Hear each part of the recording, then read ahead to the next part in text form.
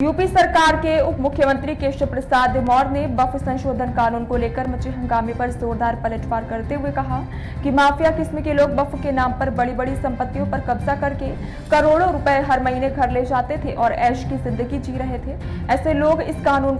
के आने से बौखला गए हैं। केशव ने विपक्षी दलों को आड़े हाथों लेते हुए कहा कि कांग्रेस, सपा, टीएमसी ऐसे दल जो कि मुस्लिम तुष्टीकरण की राजनीति करते थे, जिन्होंने इस देश के मुसलमानों को सिर्फ वोट बैंक बनाकर रखना चाहा है, अब उनकी दुकान पर ताला लगने वाला है। इसलिए वक्फ संशोधन कानून मुसलमानों के लिए फायदेमंद है।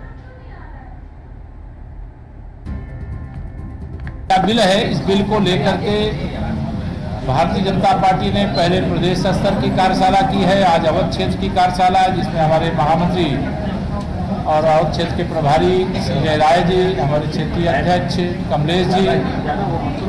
और हमारे सभी इस क्षेत्र के सम्मानित विधायकगण, विधान परिषद के सदस्यगण, हमारे सभी जिलाध्यक्षगण इस कार्यक्रम का हिस्सा है। मैं आज ये कह सकता हूँ कि कांग्रेस पार्टी पूरे देश के अंदर जो वक्फ संशोधन बिल आया है, इसको लेकर के माहौल खराब करना चाहती है और उत्तर प्रदेश में कांग्रेस के मुख्य दरबारी और समाजवादी पार्टी के अध्यक्ष श्री अखिलेश यादव जी वह यूपी का माहौल खराब करना चाहते हैं और पश्चिम बंगाल के अंदर टीएमसी जो पार्टी और सरकार दोनों का नेतृत्व कर रही हैं, वह वहाँ माहौल खराब करके रख चुकी हैं और उनके प्रवक्ता के रूप में श्री अखिलेश यादव जी उत्तर प्रदेश के अंदर रह करके जिस प्रकार से मुर्शिदाबाद का दंगा हुआ, हिंदुओं की हत्याएं हुई, उनको पलायन करना पड़ा, यह एक साजिश है जो तुष्टीकरण की राजनीति करने वाले दल हैं और मुझे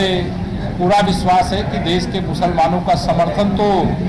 वक्फ संशोधन बिल को मिल ही रहा है, लेकिन 2027 के विधानसभा चुनाव में जहां सपा की साइकिल चलती थी, जहां कांग्रेस का पंजा कहीं दिखाई दे जाता था,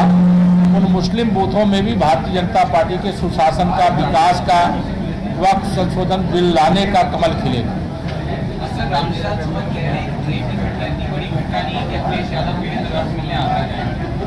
देखिए, समाजवादी पार्टी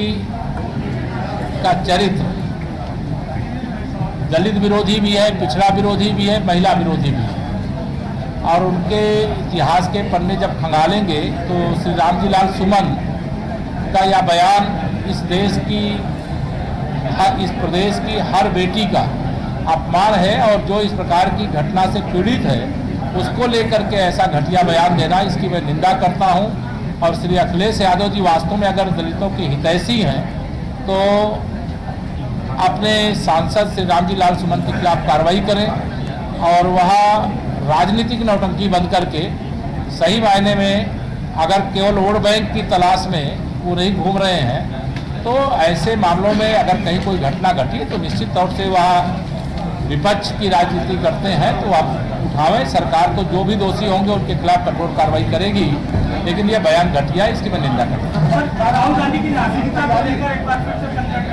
माननीय न्यायालय के आदेश से अब भारत सरकार के सामने है विषय और जो विषय भारत सरकार के सामने है 10 दिन में कोर्ट में प्रस्तुत करना है वो प्रस्तुत करेंगे। इतना कहूँगा कि श्री राहुल गांधी जी जब विदेश जाते हैं और जब वह भारत विरोधी बयान देते हैं, भारत की संवैधानिक संस्थाओं के खिलाफ बयान देते हैं, तो कांग्रेस